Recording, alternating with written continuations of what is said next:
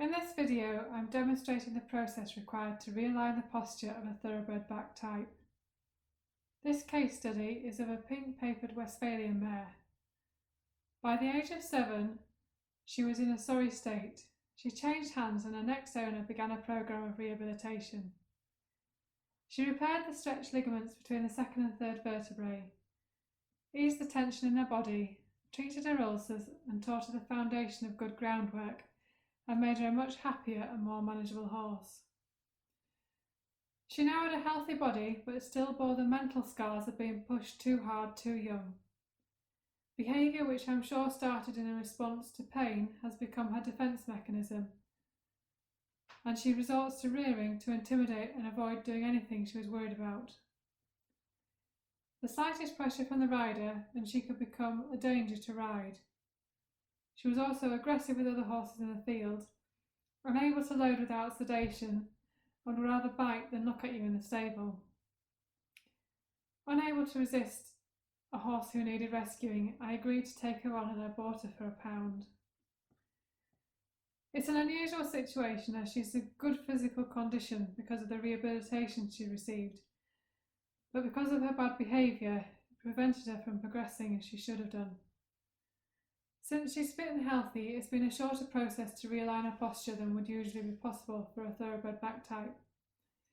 The harder task has been to regain her trust and build her confidence in the rider. 20 years ago, I fell in love with the feeling of a horse working over its back. I had an instructor who opened my eyes to training according to classical principles. I quickly found to my cost that the horse and the training was only as good as the saddle you used. I never set out to become a saddle fitter, but my obsession and thirst for answers led me in that direction. I still found a lack of information to help me, and I started with a plan to quantify good conformation. The research and analysis over the subsequent years has given me the insight into not only what good posture measures, but also the ability to influence the horse's natural ability to realign its own posture and correct asymmetry. The process involves working a horse in a stretch, utilising the passive ligament system that allows a horse to carry the heavy weight of the head without muscle effort. This frees the muscles of the back and hindquarters to work correctly. The horse is then able to engage its hindquarters with the energy travelling over its back and into the rein. My part in the process is to recognise where the body needs to change and create a shape in the saddle for the horse to work into. This stretch into resistance, which combines in a yoga-style method, utilises the inhalation and exhalation of breath. In this way, the horse is able to pull the pelvis round into the correct position and the rib cage can lift. I take measurements with a bendy ruler. Line 1 is taken at the shoulders at the widest part. Line 2 is taken 2 fingers width behind the furthest back scapula, and line 3 is at the last rib. Line 1 is at the bottom, line 2 is in the middle, and line 3 is at the top. Line 2 also provides the angle of the rib cage. This shows the rib cage shelf. The yellow line shows the available bearing surface for the saddle at the start of the process. If you look at the image from behind, you can see she's currently asymmetric. Classical methods dictate it takes 2 years before a horse is ready to work in collection. I believe this is because it takes 2 years to get the back to the highest point. It's only when the back is truly lifted that the horse can connect down the rein, taking the bit forwards and outwards, giving you a light elastic contact, opposed to a contact that is taken before the back is lifted. This can only lead to the back hollowing and, worst case scenario, the horse's weakest link breaks. For this mare, it was the junction between the second and third vertebrae. This is the first time I rode her after I'd bought her. The head carriage is erratic. She's curling behind the vertical despite my lack of contact. She has no vertical balance, can't turn, and I'm having to ride her very tentatively as she overreacts at any attempt to control her with my reins or my legs. The development of the back in relation to saddle fit follows a more complicated path than that of the draft. Pure thoroughbreds themselves are more straightforward than crossbreeds, as their back type matches the size of their frame and their paces are generally close to the ground. When you get the Thoroughbred back type on a draft frame, with extravagant paces and a small ribcage shelf, things get a lot more complicated. This is a graph plotting the development of the ribcage angle over a 10-week period. I measured her back after each ride. Thoroughbred backs get wider and wider in the angle as the back lifts, as per the draft backs. The difference occurs when the ribcage is at the highest point. The withers then pull up through the shoulders and cause a rapid decrease in the ribcage angle. I've called this pattern going over the top.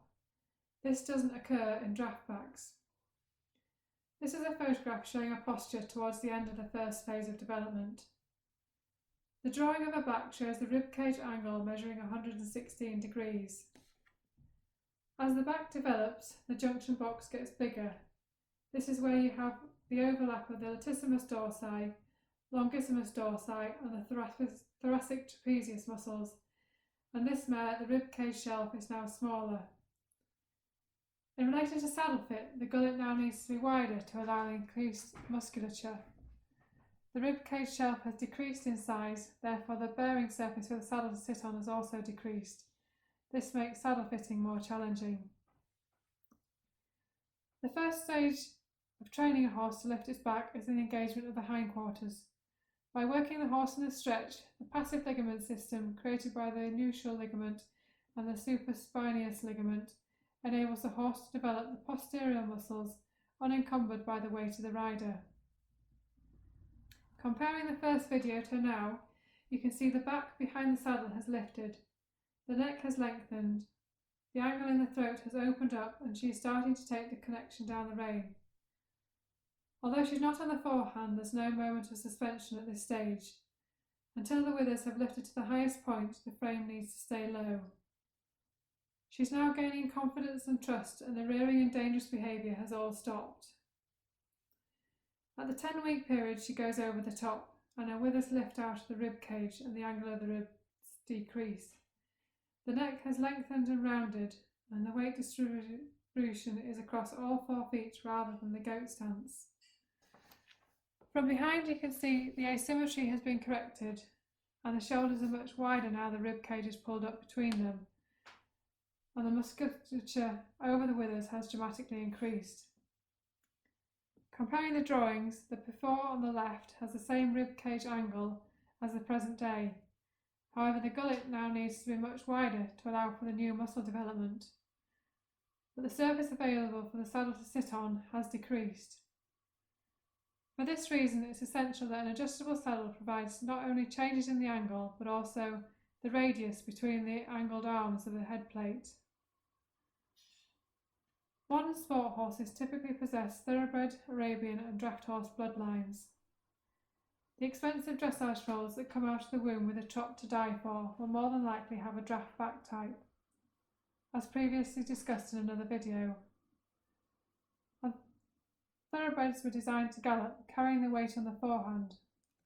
Bought and sold on the strength of the walk, as a good walk will mean they have a good gallop, but it requires time and training before the trot emerges, and longer still to have the strength to concertina the hind joints and work in collection. I equate the draft backs to front wheel drive.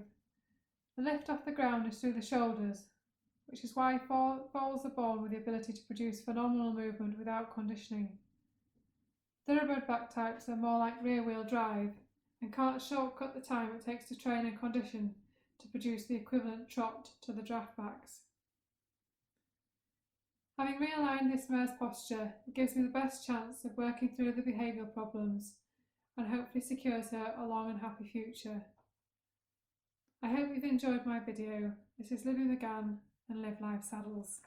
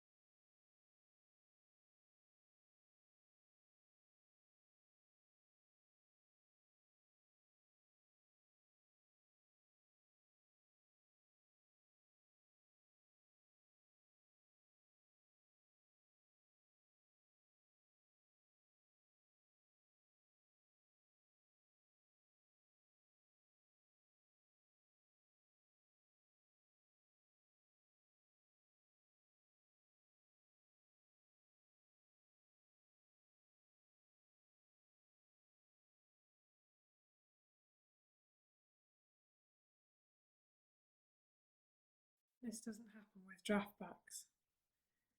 This is a photograph showing her posture towards the end of this first phase of development. The drawing of her back shows the ribcage angle now measuring 116 degrees from a start point of 101 degrees. When you look at the ribcage shelf, you will also see that the bearing surface is much smaller and the distance between the shelf is now much wider.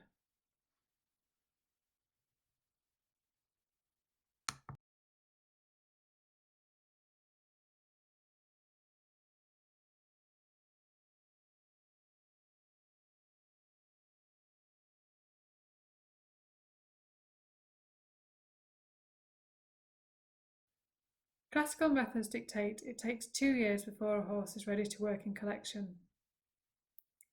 Our modern sport horses typically possess thoroughbred, Arabian and draft horse bloodlines.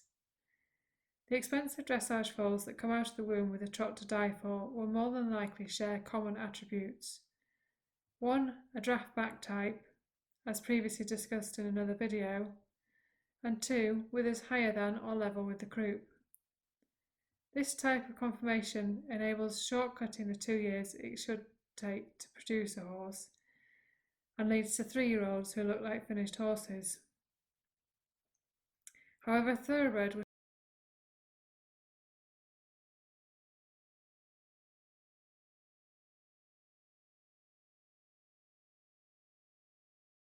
designed to gallop, carrying the majority of their weight on the forehand. They're bought and sold on the strength of their walk. If they have a good walk, they'll have a good gallop. But it requires time and training before the trot emerges, and longer still to have the strength to concertina the hind joints and work in collection.